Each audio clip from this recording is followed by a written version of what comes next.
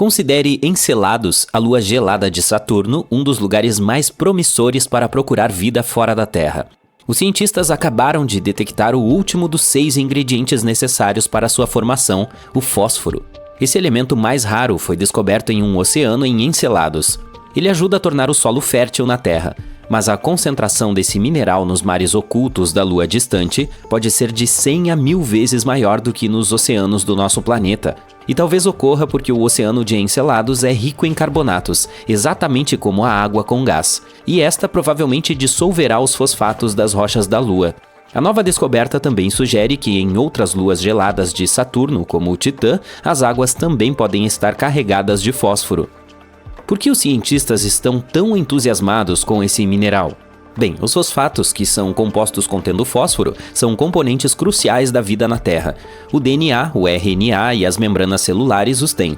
Mas entre os 6 elementos necessários para a vida, que são carbono, hidrogênio, nitrogênio, oxigênio, fósforo e enxofre, o fósforo é o menos comum. Em 2004, a sonda espacial Cassini entrou na poeira do segundo anel mais externo de Saturno, chamado de E.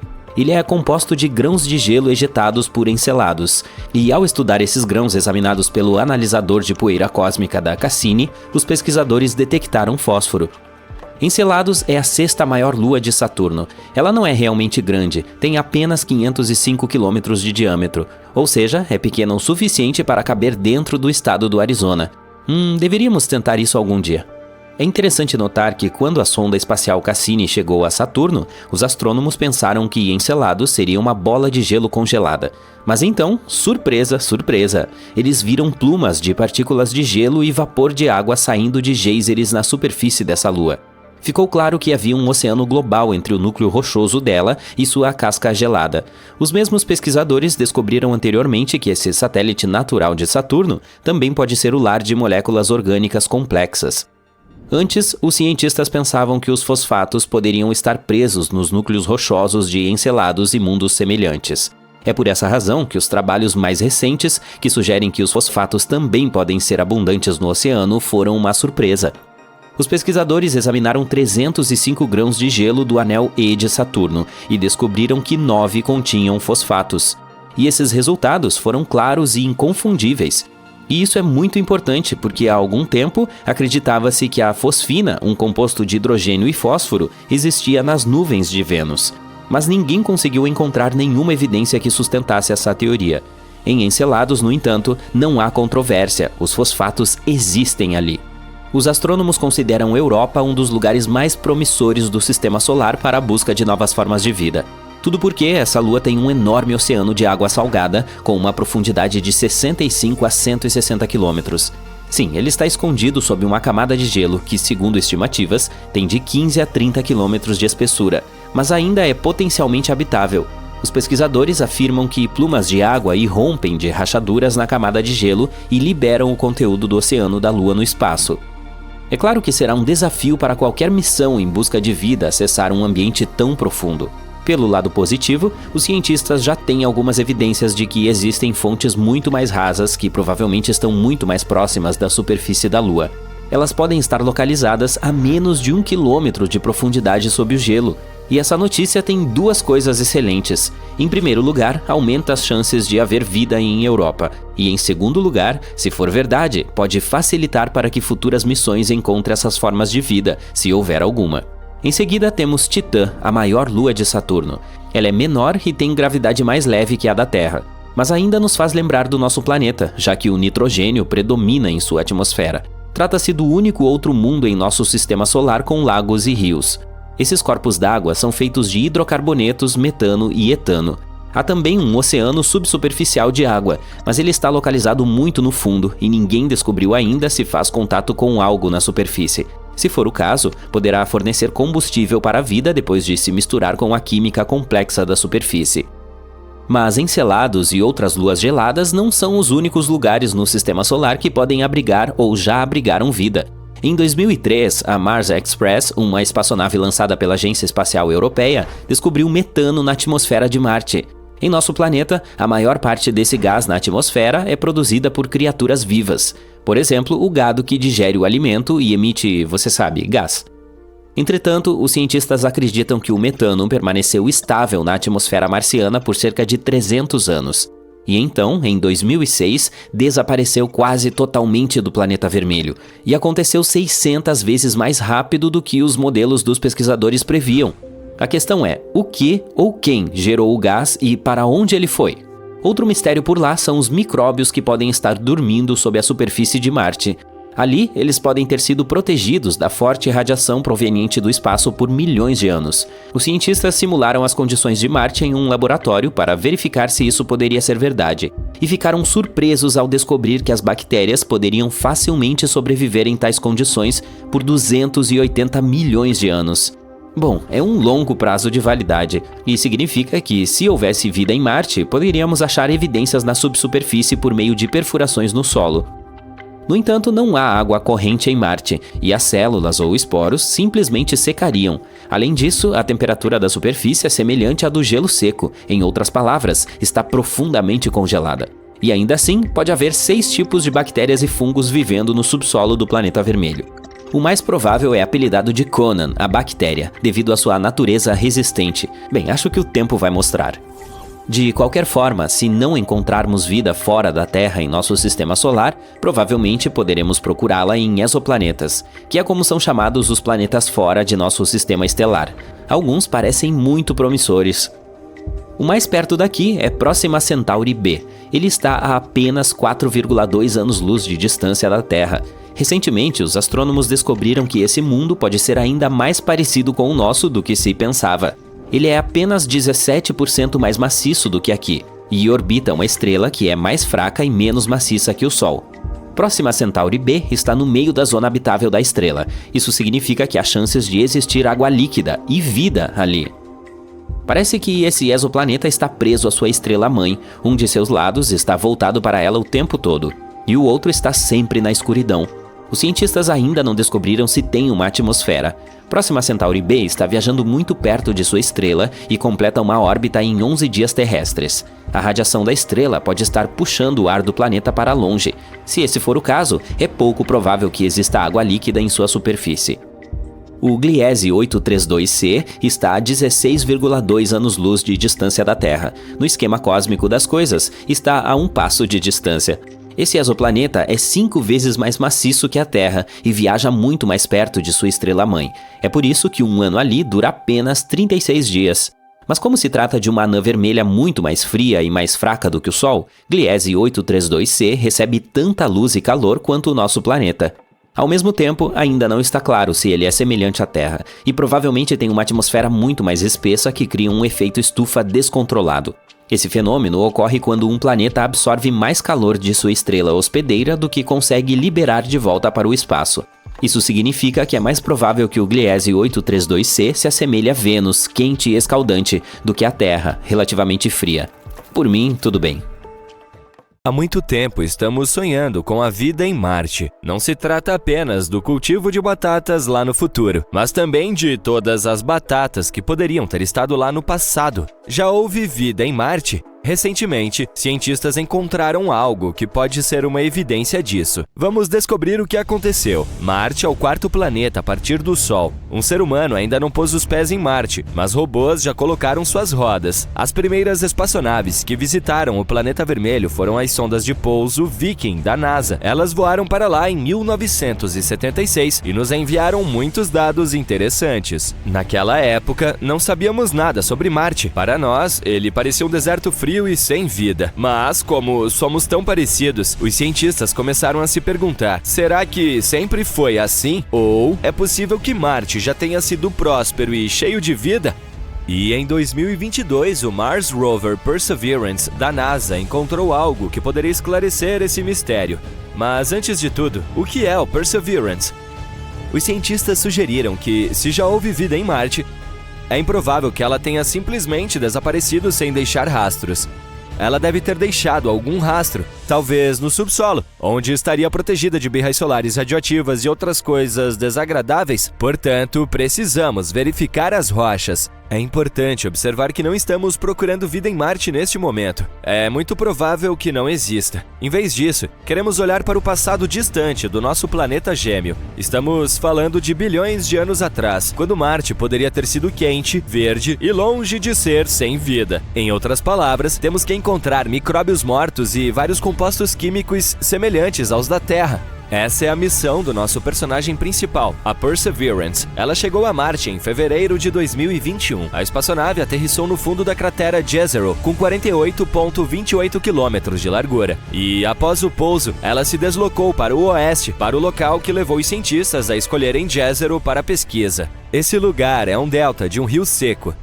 E esse antigo rio já tem mais de 3,5 bilhões de anos. A própria cratera Jezero já foi um grande lago. Sim, aparentemente havia água em Marte, e os cientistas sugeriram que esses lugares seriam perfeitos como guarda-costas de micróbios. É exatamente isso que as bactérias fazem na Terra. Elas se escondem, permanecendo quietas nas profundezas de lagos e lagoas. Portanto, provavelmente poderíamos encontrar vestígios lá. Os pesquisadores acreditam que esse lago em particular tem o maior valor científico de toda a missão. A maior chance de encontrar rochas nas quais essas bactérias poderiam sobreviver está aqui, em Jezero. Então, o Perseverance foi para o Delta, mas o caminho não foi fácil. O rover errou um pouco e aterrissou mais longe do que o planejado. Como dizia um filme famoso, essa pequena manobra vai nos custar 51 anos. Felizmente, a Perseverance levou apenas 1 ano. E no caminho, conseguiu explorar um pouco Jezero. O rover usa uma complexa ferramenta integrada para explorar o mundo. A ferramenta chama-se Scanning Habitable Environments with Raman and Luminescence for Organics and Chemicals, varredura de ambientes habitáveis com Raman e luminescência para orgânicos e químicos, ou apenas Sherlock. A NASA adora seus acrônimos. À medida que o dispositivo se aproximava do delta, o sinal das moléculas orgânicas se tornava mais forte. Logo, esses sinais estavam por toda parte e, além disso, eram os mais brilhantes que os cientistas já haviam visto. O que isso significa? Elementar, meu caro Watson, né, Sherlock? É hora de cavar. Desde julho de 2021, a Perseverance perfurou e coletou 4 núcleos finos de rocha sedimentar. O número total de rochas coletadas no momento é 12. Esta é a primeira vez na história que estamos coletando algo assim em outro planeta. Esses 4 núcleos foram encontrados em 2 rochas chamadas Skinner Ridge e Whitecat Ridge. O primeiro par de núcleos, os do Skinner Ridge, não parece muito interessante à primeira vista. Eles estão bem próximos do que podemos encontrar em muitos lugares da Terra. Entretanto, se os observarmos mais de perto, veremos que estão pontilhados com grãos redondos de algum material escuro. Esses grãos escuros podem ter sido depositados sobre elas por um antigo rio, o mesmo que desaguava no Jezero. É possível que o rio os tenha trazido de lugares a centenas de quilômetros de distância de Jezero. E isso é muito legal. Se estudarmos esses núcleos, poderemos aprender mais até mesmo sobre os cantos mais distantes de Marte. Bem, não há cantos em Marte, mas você entendeu a ideia. Então, em abril de 2022, a Perseverance chegou de fato ao Delta. E os cientistas finalmente encontraram o que estavam procurando. A descoberta, para dizer o mínimo, os entusiasmou. Eles encontraram mais 2 núcleos, que continham substâncias orgânicas. Esse par foi tirado do Whitecat Ridge. Ele se encontra muito próximo ao Skinner Ridge, mas as 2 rochas são bem diferentes uma da outra. Essas amostras têm cor mais clara e são mais uniformes. Provavelmente são mudstone, uma rocha incomum, semelhante à argila, mas mais dura e incapaz de absorver água. Elas também são de granulação mais fina do que os núcleos do Skinner Ridge. Por que isso é importante? Porque quanto mais finos os grãos da pedra, maior a probabilidade de haver vestígios de vida passada nela. Na Terra, as pedras de granulação fina geralmente se encontram no fundo de lagoas e em locais semelhantes. Lá, elas podem preservar os restos de organismos mortos e coisas assim por anos. E foi exatamente isso que encontramos neles.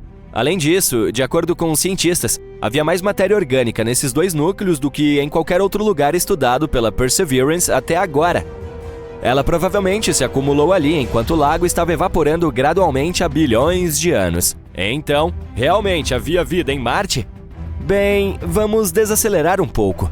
As substâncias orgânicas são moléculas que contêm carbono, e sim, na Terra elas são mais frequentemente associadas à vida, mas nem sempre. Às vezes, elas podem se formar como resultado de outras coisas, portanto, ainda não podemos dizer com certeza se havia vida em Marte. Não sabemos se essas moléculas realmente permaneceram de alguns micróbios marcianos ou se são resultado de outra coisa. Mas a descoberta ainda é muito significativa. Temos que continuar literalmente cavando por aqui.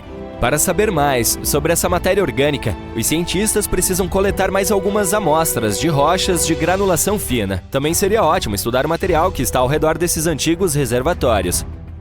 A Perseverance já se mudou para outra área, para um lugar com um belo nome, Enchanted Lake. Agora ela precisa procurar coisas semelhantes lá e também continuará a estudar o Lago Jezero. Por fim, a Perseverance subirá até o topo do delta e continuará explorando locais antigos fora da cratera. Em algum momento antes do final de 2022, a Perseverance provavelmente terá 6 ou mais amostras dos núcleos marcianos. Infelizmente, suas ferramentas, embora complexas, são bastante limitadas. Esses dados por si só não serão suficientes para obtermos um quadro completo. Portanto, a NASA planeja enviar outras espaçonaves a Jezero nos próximos anos. Juntamente com a Agência Espacial Europeia, eles estão trabalhando na próxima missão robótica conhecida como Mars Sample Return. O nome fala por si só. Esses dispositivos chegarão e levarão todos os tubos de ensaio do antigo prospector, a Perseverance. Depois disso, essas amostras serão entregues à Terra, embora não pela Amazon Prime. E, em seguida, os cientistas poderão analisá-las em laboratórios avançados. No entanto, tudo isso levará muito tempo. O lançamento dessa missão está programado para 2027 e 2028, e as naves espaciais não poderão retornar até 2033. Mas, se tudo der certo, serão as primeiras amostras da história entregues à Terra vindas de Marte. Em outras palavras, ainda há espaço suficiente para pesquisa. E sim, ainda não sabemos o verdadeiro significado dessas descobertas, mas é por isso que toda a missão foi criada, certo? E quem sabe, talvez em alguns anos nós finalmente descobriremos a verdade sobre o que aconteceu em Marte há bilhões de anos. Olha só o marciano! Te peguei!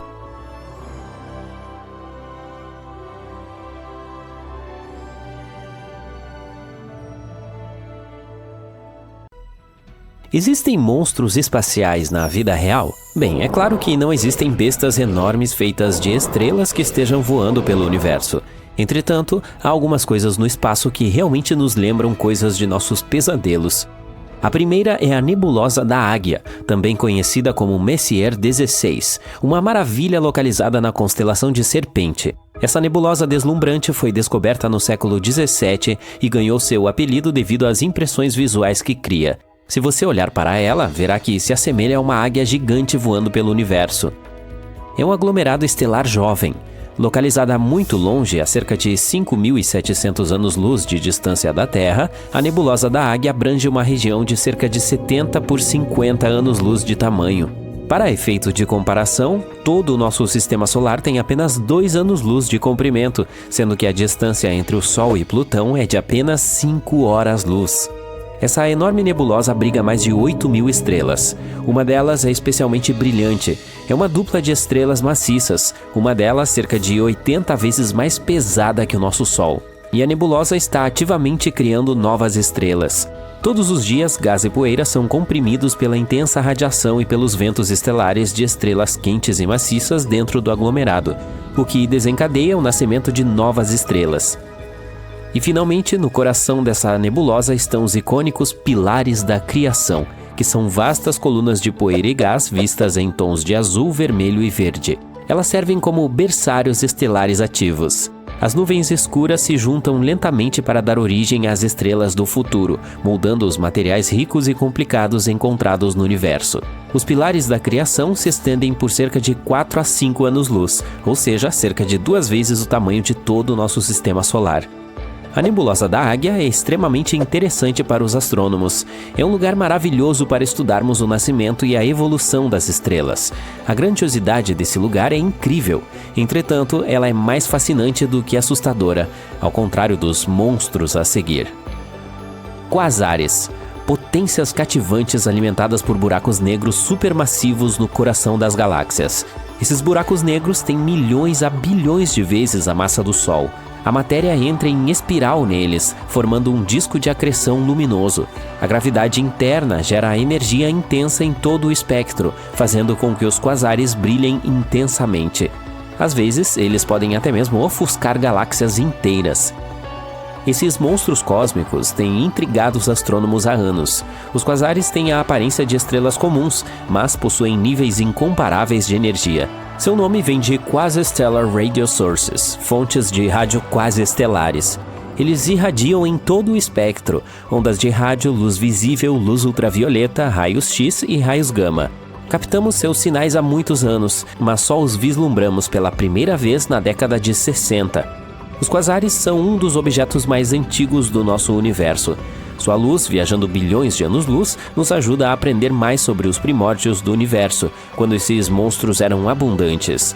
Eles foram se apagando gradualmente com o passar do tempo, de modo que só podemos imaginar como eram brilhantes naquela época. Um dos mais icônicos deles é o Quasar Colossus. Não se trata de um monstro, mas de um grupo gigante de 73 quasares. Juntos, eles se estendem por 4 bilhões de anos-luz e ofuscam o equivalente a 100 Via-Lácteas. Algo assim é impossível de a gente imaginar. Nosso próximo monstro é chamado de pulsar. Quando uma grande estrela esgota seu combustível, ela explode. O que fica para trás depois disso é uma estrela de nêutrons, que tem uma massa várias vezes maior que a do nosso Sol, mas amontoada em uma esfera tão pequena quanto uma cidade. Elas são super densas. Às vezes, ela se une a algum amigo, como uma estrela companheira. Se a companheira compartilhar seu material com a estrela de nêutrons, as coisas podem ficar um tanto malucas. O material extra pode fazer com que a estrela de nêutrons entre em colapso, tornando-a ainda mais densa. Nesse caso, ela se transformaria em uma chamada estrela de quarks. Mas se isso não acontecer, a estrela de nêutrons segue um caminho diferente.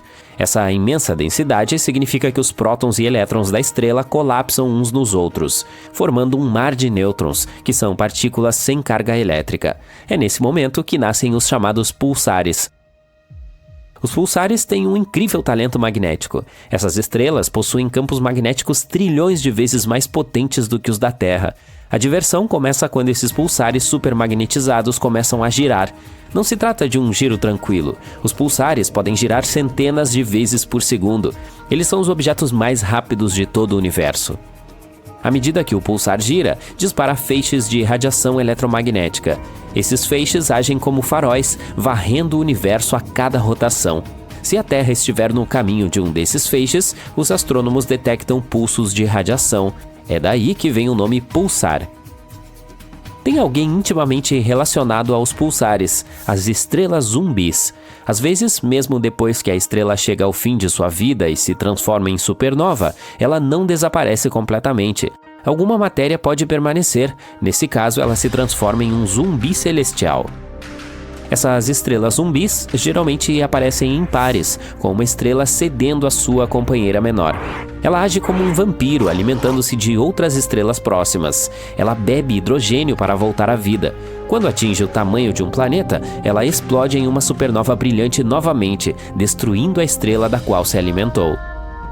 As estrelas zumbis não são comedoras exigentes, elas vão além de devorar estrelas. Uma delas está localizada na constelação de Virgem e não se limita a mastigar estrelas, ela devora a energia e os materiais de seus planetas.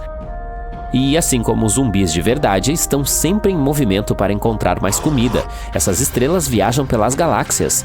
Recentemente encontramos outra delas em uma galáxia distante. Ela vem viajando e evoluindo ao longo dos anos, ficando mais brilhante. E esse espetáculo começou há milhões de anos, na era dos dinossauros. Estudá-las pode nos ajudar a entender melhor como os objetos espaciais funcionam em condições extremas. Também nos ajuda a revelar segredos sobre partículas fundamentais e a explorar a física de restos estelares superdensos. Agora que já conhecemos os zumbis, há também os vampiros cósmicos. As estrelas retardatárias azuis desafiam o envelhecimento, sugando a vida de suas vizinhas. Por causa disso, elas parecem mais jovens e mais azuis do que suas companheiras velhinhas, confundindo os pobres astrônomos sobre sua verdadeira idade. Os cientistas estudaram 21 estrelas retardatárias azuis em um aglomerado de estrelas distante, com 7 bilhões de anos. Foi então que eles fizeram uma descoberta. Eles presumiram que isso se devia a fusões ou colisões. Mas aí, os cientistas revelaram que essas estrelas sorrateiras eram ladrões que se alimentavam de estrelas próximas para permanecerem eternamente jovens. Embora essa descoberta explique a maioria das retardatárias azuis, algumas permanecem um mistério. Isso significa que é provável que tenham origens variadas. Os pesquisadores planejam usar o telescópio espacial Hubble para detectar suas companheiras ocultas e aprender mais sobre elas no futuro. Nosso último monstro é um Leviatã elétrico. Em novembro de 2011, os astrônomos encontraram um jato colossal saindo de uma galáxia com um nome engraçado, 3C303. Ela está a 2 bilhões de anos-luz de distância.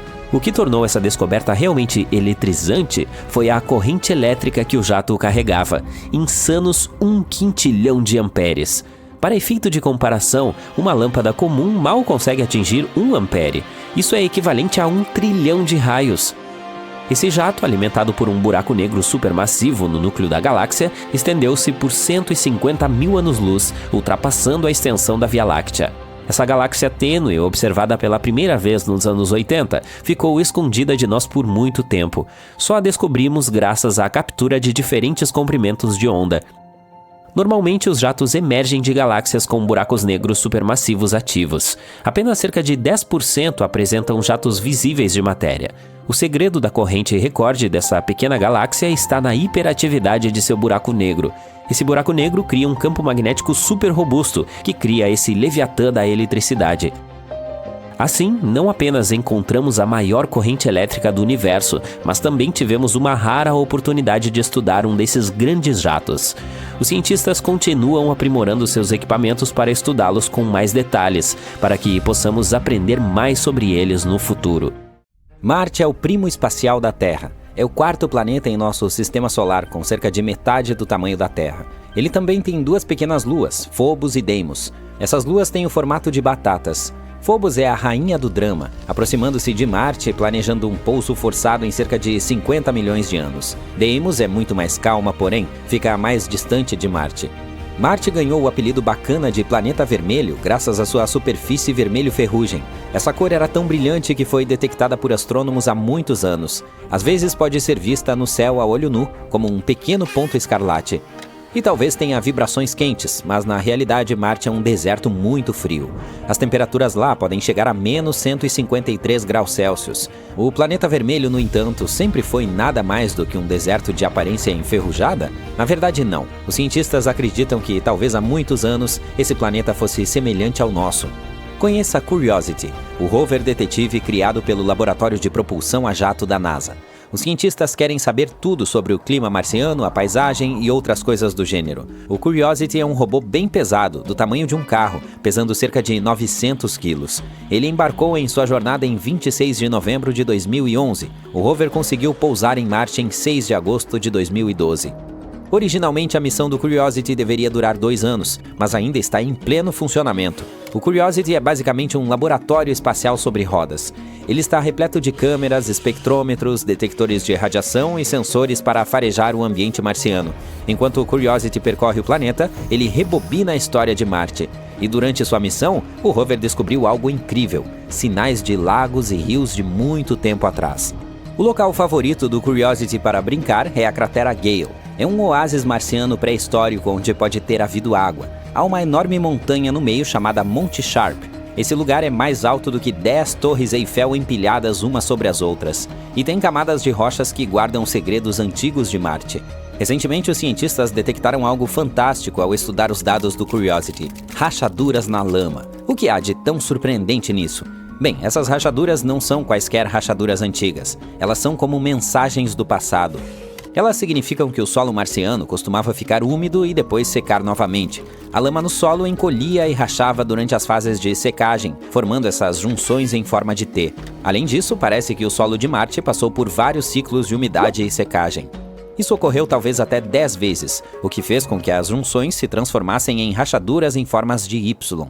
Quando várias rachaduras em forma de Y se juntaram, elas formaram um padrão muito legal, algo como uma colcha de retalhos de hexágonos, que se parece com favos de mel ou até mesmo com a pele de um dragão. Cada um desses hexágonos tem o tamanho de um doce. Ciclos semelhantes aconteceram na Terra e estão ligados ao nascimento da vida. Quando a água seca, ela deixa para trás material concentrado, que é ótimo para reações químicas.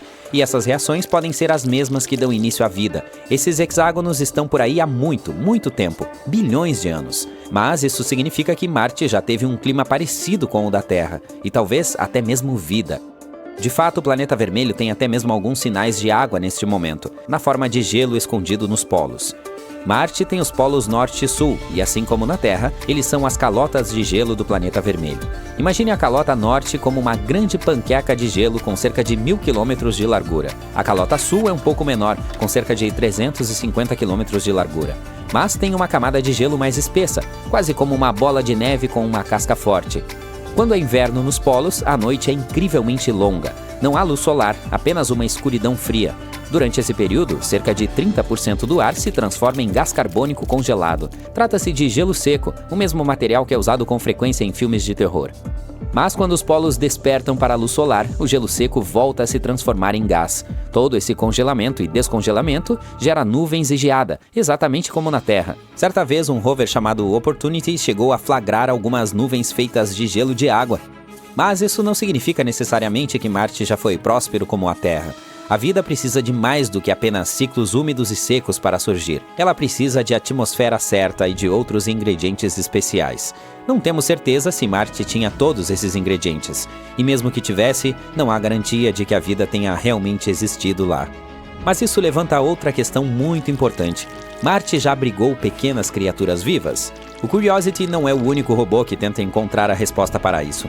Há também um rover chamado Perseverance. Ele está tentando encontrar pistas sobre a vida marciana. Ele está cavando em uma antiga cratera marciana que já foi cheia de água. E como um arqueólogo espacial, o Perseverance está procurando por sinais fossilizados de criaturas antigas. E o engraçado é que alguns cientistas acham que já encontramos o fóssil há quase meio século.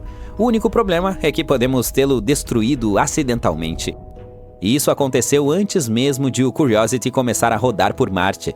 Na década de 1980, duas sondas de pouso da NASA, o Viking 1 e o Viking 2, fizeram uma parada no planeta vermelho. Essas sondas tiraram uma selfie e depois também fizeram alguns experimentos divertidos no solo marciano, tudo em nome da busca de sinais de vida.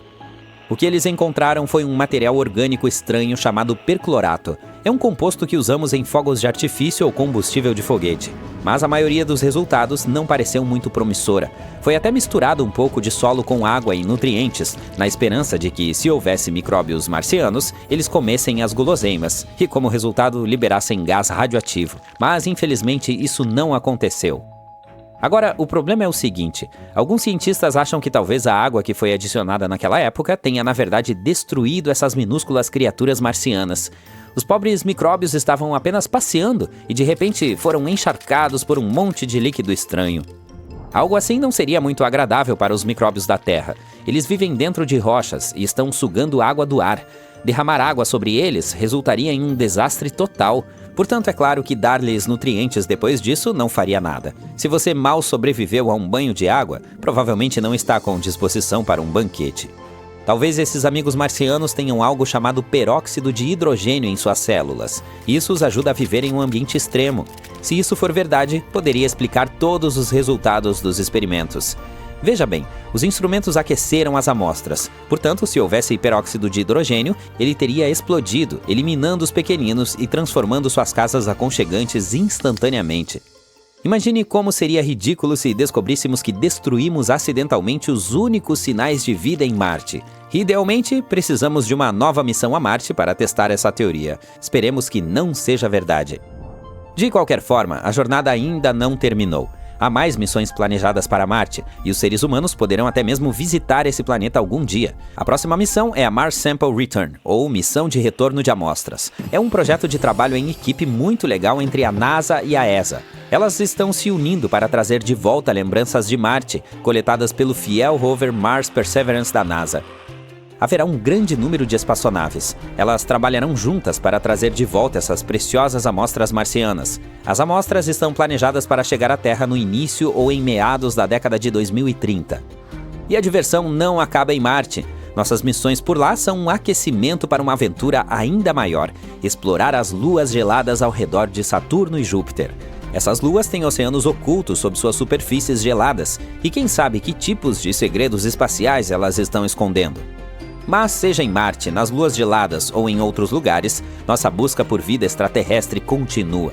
Além disso, estamos lentamente começando a encontrar mais e mais materiais orgânicos em Marte. E talvez um dia, finalmente, encontraremos alguns micróbios em nosso sistema solar. Vamos torcer para que isso aconteça e ficar atentos. Alguns dos chamados especialistas em sobrevivência afirmam que, em uma situação crítica, quando se está sem água, não há problema em fazer o número 1 e depois beber a limonada da natureza. Bem, preste atenção, isso não passa de um mito extremamente perigoso. Além de ser nojento, isso também não saciará sua sede. Além disso, você terá o efeito oposto e ficará desidratado em um ritmo muito mais acelerado. Veja bem, a mistura da bexiga é a última etapa da tentativa do seu corpo de se livrar dos resíduos. Não é de se admirar que ela esteja repleta de resíduos que você não deve de forma alguma reintroduzir em seu pobre corpo desidratado. No entanto, funciona exatamente como a água quando o objetivo é esfriar um pouco a temperatura do seu corpo. Sinta-se à vontade para usar seus rios amarelos para umedecer suas roupas, caso queira se refrescar. Outro mito popular sobre a hidratação corporal fala sobre chupar uma pedra se você ficar desidratado. Bem, embora seja verdade que chupar uma pedra pode ajudar a estimular o fluxo de saliva, na verdade, trata-se de uma antiga técnica de sobrevivência que as pessoas usavam no mundo todo. Mas isso não fornece hidratação real, pois obviamente você não pode obter água da própria pedra. Além disso, há o risco de aspirar acidentalmente a pedra se ela for pequena, o que pode levar a uma possível asfixia.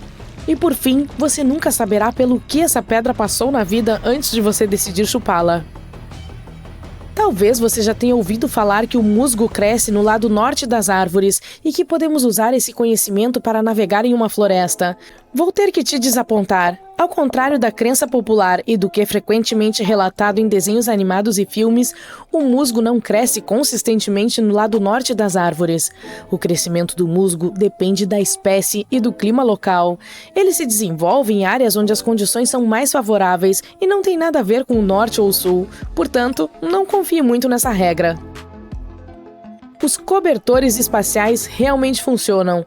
Apesar de sua aparência fina, semelhante a um saco de lixo, os cobertores de emergência revestidos com mylar podem de fato mantê-lo aquecido. O segredo está em seu revestimento de alumínio, que é termorreflexivo.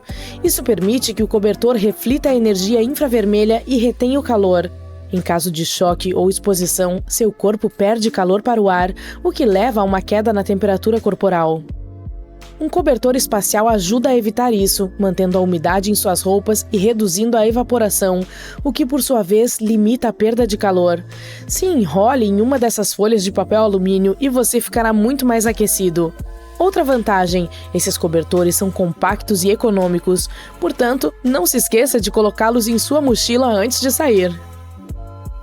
Muitas pessoas pensam que quando estão perdidas ao ar livre, precisam encontrar comida primeiro. Essa é uma crença perigosa.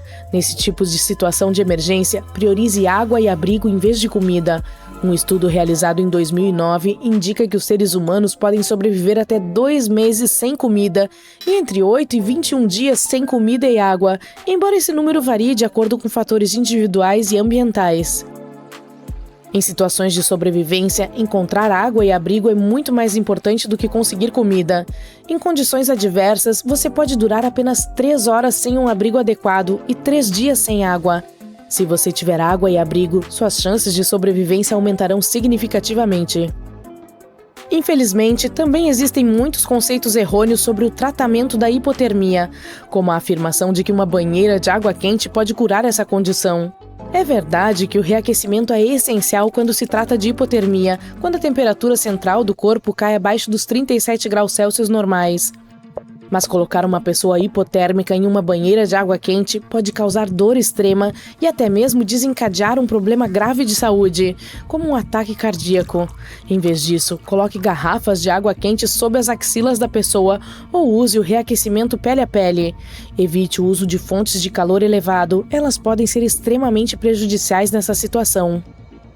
Outro mito relacionado à hipotermia é que você deve deixar uma pessoa hipotérmica dormir. Na realidade, é fundamental mantê-la acordada enquanto a aquece. Sintomas como tremores, confusão, fala arrastada e dificuldades em controlar os movimentos do corpo indicam hipotermia grave, que pode ser acompanhada de sonolência. Permitir que uma pessoa com hipotermia durma pode ser perigoso, podendo levar ao pior resultado possível. Fique alerta e certifique-se de que a pessoa permaneça consciente enquanto você estiver aquecendo. E quanto a alimentar uma pessoa com hipotermia? Você pode ter ouvido que não se deve de forma alguma fazer isso, mas na verdade isso é falso em casos leves e moderados de hipotermia. O tratamento da hipotermia é diferente do tratamento do choque normal. Alimentar uma pessoa em estado de choque é perigoso porque ela pode vomitar e engasgar-se e perder a consciência. Entretanto, em casos moderados de hipotermia, doses pequenas e repetidas de alimentos com alto teor calórico são benéficas. Esses alimentos geram calor metabólico, ajudando a pessoa hipotérmica a recuperar sua capacidade de produzir calor corporal. Quando perdido na natureza, você pode comer qualquer coisa que os animais comem. Esse pode ser um dos mais perigosos dos mitos de sobrevivência. Embora os seres humanos compartilhem algumas semelhanças biológicas com outros animais, há diferenças significativas em nossa tolerância alimentar. Algumas plantas que são seguras para os animais podem ser extremamente perigosas para os seres humanos. Os pássaros, por exemplo, consomem uma variedade de frutas silvestres, algumas das quais são tóxicas para nós. Até mesmo os esquilos, que normalmente comem nozes seguras para os seres humanos, às vezes comem cogumelos e alguns tipos de nozes que podem nos fazer sentir muito mal. O fato de um animal comer algo não significa que seja seguro para você comer também.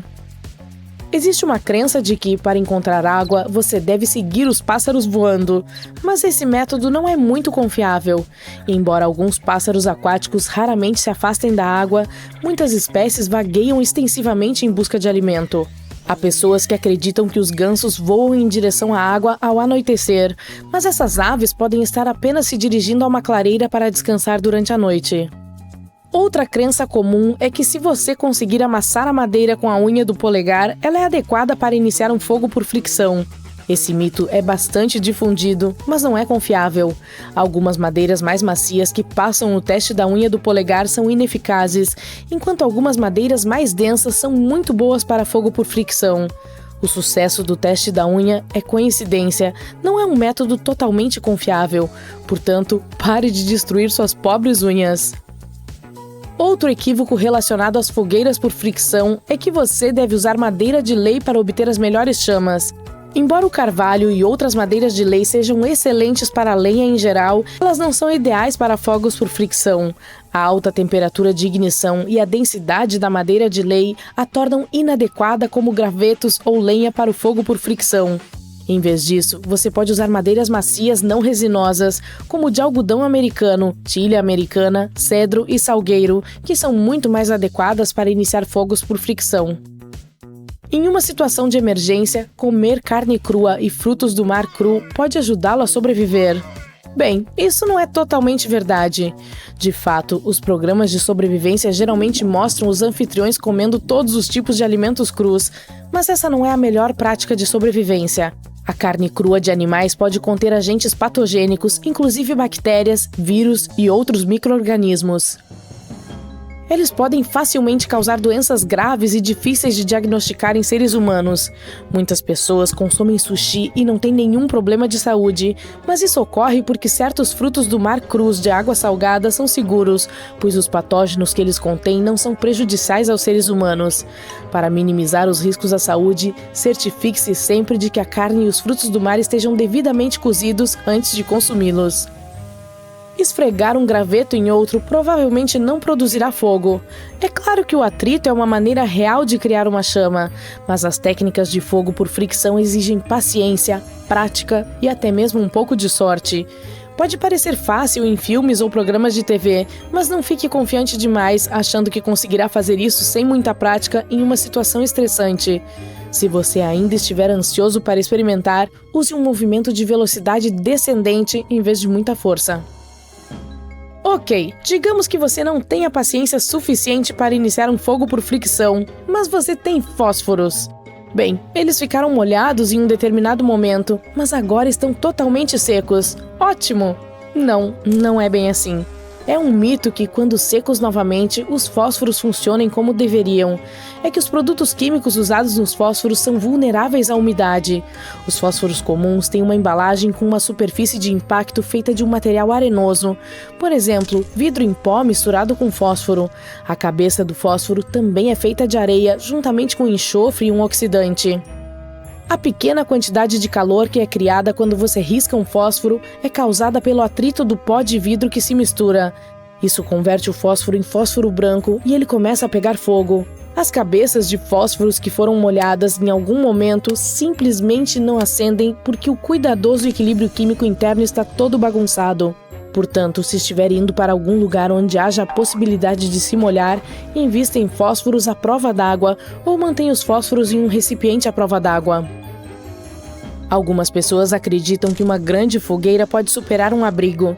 Na realidade, porém, mesmo uma fogueira feita com grandes toras não pode ser uma desculpa para pular essa etapa importante. Pode começar a chover forte e as chamas se apagarão em pouco tempo.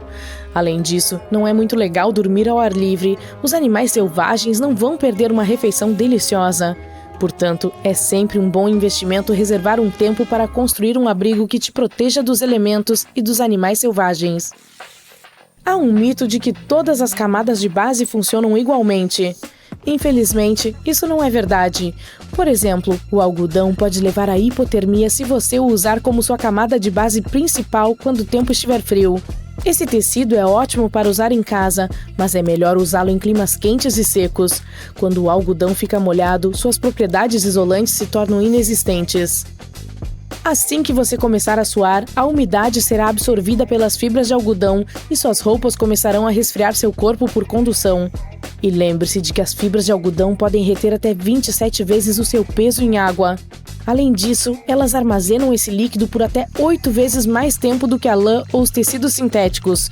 Portanto, a regra é, se estiver frio o suficiente para um macacão, então está frio demais para o algodão. Um dos mitos de sobrevivência mais populares e perigosos retratados em filmes e descritos em livros é que se pode sugar o veneno de uma picada de cobra. Na realidade, isso não funciona. Pior ainda, isso expõe a pessoa afetada a um risco maior de infecção ao criar uma ferida maior. E essa é uma ferida com cuspe humano que aquece as bactérias em seu interior. Basta colocar um curativo de pressão sobre a ferida e tentar obter ajuda médica o mais rápido possível. Alguém pode pensar que, com um GPS, você nunca se perderá. É claro que você deve sempre levar uma unidade de GPS consigo quando for fazer trilha, se tiver uma. Manter um dispositivo GPS consigo lhe dará tranquilidade. Mas você deve ter em mente que esses aparelhos não são a prova de falhas. Você pode perder ou quebrar o dispositivo, ou ele pode ficar sem bateria. Por isso, é melhor ter um mapa e uma bússola, bem como o conhecimento de como usá-los como backup. Afinal, a navegação não se trata apenas de saber qual caminho seguir.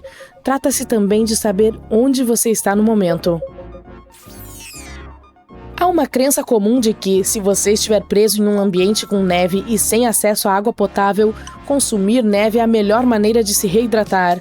Entretanto, essa é uma concepção errônea e pode, na verdade, levar a uma desidratação ainda maior. Por que isso acontece? Quando você come neve, seu corpo gasta energia para derretê-la e aquecê-la, o que faz com que você perca líquidos mais rapidamente. Além disso, o consumo de neve pode levar à hipotermia, uma condição especialmente perigosa se você estiver sozinho na natureza. A neve também pode conter bactérias nocivas que podem deixá-lo doente. Se você não tiver outra opção a não ser consumir neve, derreta-a primeiro usando alguma fonte de calor. Além disso, evite neve que não pareça fresca e branca. Sim, evite esse tipo. Se você tiver queimaduras de frio, é fundamental tratar o problema rapidamente. É um equívoco perigoso pensar que você precisa aplicar água quente na área afetada. Na realidade, isso pode piorar o dano. Em vez disso, se a ajuda médica não estiver disponível imediatamente, remova qualquer roupa molhada e mergulhe a área com queimadura de gelo em água morna. Evite que a parte afetada volte a congelar e mantenha-a elevada para minimizar o inchaço. Aplique um curativo na área. Se forem seus dedos das mãos ou dos pés, envolva cada um deles separadamente e coloque chumaços de algodão entre eles. Eles não devem se tocar. E lembre-se, nunca esfregue a área com queimadura de gelo. Se você se perder na natureza, tente encontrar um riacho ou um pequeno córrego e siga o rio abaixo até que ele se junte a um rio maior. Ele provavelmente o levará à civilização. Não acredite no mito de que a água é segura para beber se os animais a beberem. Sempre purifique a água que encontrar para evitar problemas graves de saúde. Mesmo a água limpa pode conter micro-organismos perigosos. Também é um mito que é seguro beber pequenas quantidades de água salgada. Na verdade, isso pode levar à desidratação muito mais rapidamente do que não beber água.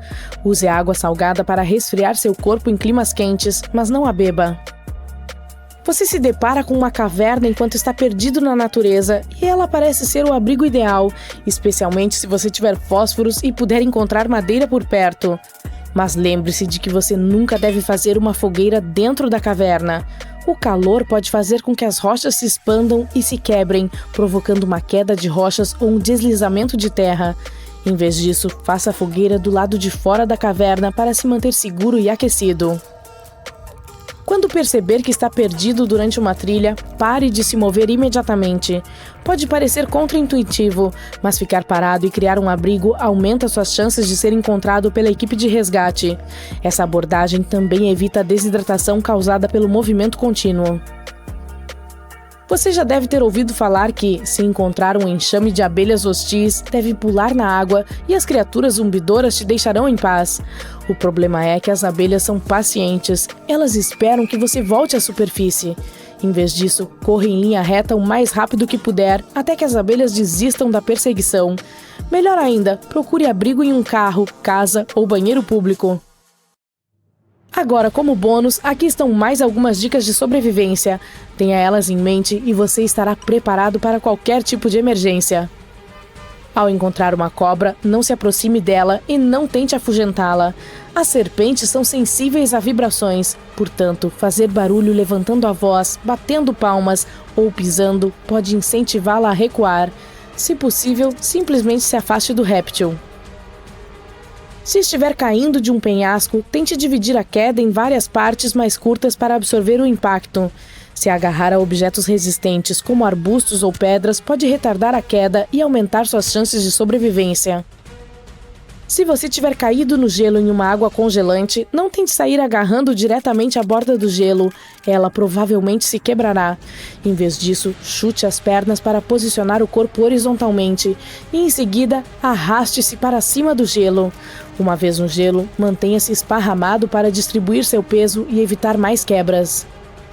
Se você avistar um redemoinho no mar, mantenha a calma. Entenda a direção de seu giro. Se mova ao longo de sua lateral e use a correnteza para sair do perigo. Se ficar preso, respire fundo e aguarde a chance de nadar para longe quando o redemoinho enfraquecer. Se ficar preso sob escombros durante um terremoto, proteja seu sistema respiratório e conserve seu suprimento de ar. Use sua camiseta como um capuz improvisado para proteger o rosto da poeira e dos detritos enquanto tenta alcançar a superfície. Quando estiver preso em areia movediça, mantenha a cabeça e os braços acima da superfície. Balance as pernas lentamente para permitir que a areia movediça preencha o espaço e crie mais espaço para o movimento. Alongue-se de costas para aumentar sua área de superfície e use movimentos suaves para se libertar. Se você não tiver mais gravetos para acender uma fogueira, use junk food, por exemplo, salgadinhos. Eles podem servir como substitutos eficazes para as folhas secas devido ao seu alto teor de gordura.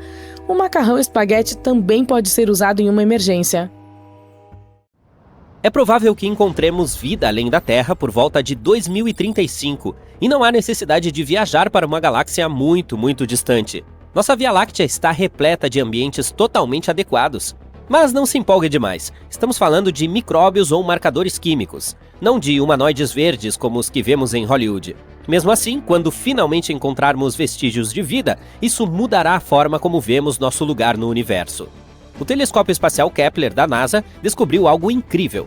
Quase todas as estrelas têm planetas, e muitos desses planetas podem ser habitáveis. Planetas rochosos como a Terra e Marte são ainda mais comuns em nossa galáxia do que gigantes gasosos como Saturno e Júpiter. Além disso, já sabemos que a nossa galáxia é muito rica em água. Há água nas nuvens interestelares onde as estrelas e os planetas se formam, nos discos de detritos ao redor de outras estrelas, nos cometas e em todos os lugares. O que é realmente difícil, porém, é encontrar a vida em si. Idealmente, para finalmente encontrá-la, precisamos aterrissar em cada um dos planetas existentes e literalmente verificar sob cada rocha. Mas, graças às pesquisas mais recentes, podemos pelo menos restringir a busca a mundos potencialmente habitáveis. O telescópio espacial James Webb, um telescópio super poderoso que foi lançado ao espaço em 2021, está trabalhando nisso. Ele verifica as atmosferas de superterras próximas, planetas rochosos que são um pouco maiores que a Terra. Ele procura por gases relacionados à vida, substâncias químicas que só podem ser produzidas por seres vivos. E ele já encontrou algumas pistas. Por exemplo, foram detectados sinais desse tipo de substância química em um planeta chamado K2-18b. Esse planeta está a 120 anos-luz de distância, o que é bastante próximo em uma escala espacial. Ele está na zona Goldilocks, que é uma zona ao redor da estrela onde as temperaturas são adequadas para a existência de água líquida. Ele orbita uma estrela anã vermelha, o menor tipo de estrela que existe. Essas estrelas são um pouco mais fracas do que o nosso Sol. Levará cerca de 1 ano para verificar se esses indícios de vida são reais. Em caso afirmativo, isso significaria que a vida é muito mais comum do que pensávamos anteriormente. Mas mesmo que não seja, há mais 10 planetas em zonas Goldilocks na lista dos astrônomos para serem estudados. O telescópio espacial James Webb é uma ferramenta muito legal, mas tem seus limites. Ele não consegue detectar planetas pequenos semelhantes à Terra, devido ao seu tamanho. Para corrigir isso, a NASA planeja lançar outra ferramenta, o telescópio espacial Nancy Grace Roman. Essa ferramenta será ainda melhor para detectar esses planetas e substâncias químicas relacionadas à vida. Além disso, temos o projeto SETI. SETI significa Search for Extraterrestrial Intelligence, busca por inteligência extraterrestre em sua sigla em inglês. Esse projeto está à procura de criaturas extraterrestres desde os anos 80. Os envolvidos também acreditam que encontraremos sinais de vida nos próximos 10 anos. Há pouco tempo, eles iniciaram um projeto super grande e legal. Ele se chama COSMIC e usa uma série de radiotelescópios no Novo México. Talvez você tenha visto esses telescópios no filme Contato. O COSMIC permite que os cientistas ouçam centenas de milhares e possivelmente milhões de sistemas estelares ao mesmo tempo. Os telescópios pesquisam o céu e verificam os dados em tempo real. Se houver algum sinal interessante, os cientistas poderão verificá-lo imediatamente, em vez de esperar semanas ou até meses. Os sinais em si costumam ser muito repentinos e curtos, mas o COSMIC pode detectar até mesmo os mais curtos, que duram nanosegundos. O COSMIC também pode ajudar em outras pesquisas, como o estudo de misteriosas e inexplicáveis rajadas rápidas de rádio ou até mesmo da matéria escura. Essa é a maior e mais poderosa ferramenta de busca de vida extraterrestre que já criamos. Mas não basta apenas ouvir. Por que nós mesmos não entramos em contato? A NASA enviou alguns sinais para o espaço profundo. Em 2002, sua Deep Space Network enviou um sinal para o satélite Pioneer 10. Mas havia um obstáculo no caminho, uma estrela anã branca a 27 anos-luz de distância da Terra. Se houver um planeta ao redor dessa estrela, talvez o sinal tenha chegado até ele também. Se houver alguma espécie inteligente lá, poderemos receber uma resposta até 2029. A DSN continua enviando transmissões poderosas para o espaço. Esses sinais se chocarão com 222 estrelas nos próximos 3 séculos. Talvez um dia recebamos uma resposta de algum lugar distante. Mas por que ainda não recebemos uma resposta? Há aproximadamente 200 bilhões de galáxias no universo, cada uma com cerca de 100 bilhões de estrelas. Se apenas 1% dessas estrelas tivesse um planeta, ainda haveria 200 quintilhões de planetas possíveis. E podemos reduzir esse número ainda mais se a chance de eles terem vida for de 1 em 1 trilhão. Isso ainda nos deixaria com algumas centenas de milhares de planetas. Então, onde está todo mundo? Essa é uma pergunta famosa conhecida como o paradoxo de Fermi. A primeira possibilidade não é tão assustadora. É possível que o universo esteja repleto de vida, mas essa vida não seja inteligente em nosso sentido tradicional. Alguns planetas podem ter micróbios, pássaros ou dinossauros espaciais. Essa é a chamada teoria do grande filtro. Ela sugere que há certos filtros que a vida precisa superar para se tornar inteligente, e talvez outras espécies ainda não os tenham superado. Pense nisso. A vida na Terra começou no oceano, depois se arrastou para a Terra, diversificou-se em muitas formas, extinguiu-se 5 vezes em eventos massivos, evoluiu novamente e por fim deu origem aos seres humanos. Construímos sociedades, desenvolvemos cuidados com a saúde e só então começamos a procurar por outras vidas. Há outra ideia chamada de hipótese do gargalo de Gaia, que sugere basicamente a mesma coisa. Embora possa não ser muito difícil para a vida básica começar, é incrivelmente difícil para essa vida sobreviver e prosperar por longos períodos. Vênus também poderia ter tido oceanos e condições semelhantes às da Terra, mas algo deu errado.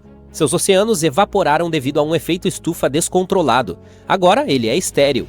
Marte também já teve água líquida em sua superfície, e tanto a Lua quanto Mercúrio tiveram atmosferas espessas por um curto período. Enquanto isso, a Terra tem tido água líquida em sua superfície durante quase toda a sua existência. É muito raro e notável que um planeta mantenha temperaturas de 0 a 100 graus Celsius por milhões de anos. Portanto, talvez seja um erro procurar por vida inteligente, especialmente uma que use a mesma tecnologia que nós. Afinal, ela evoluiu em condições completamente diferentes.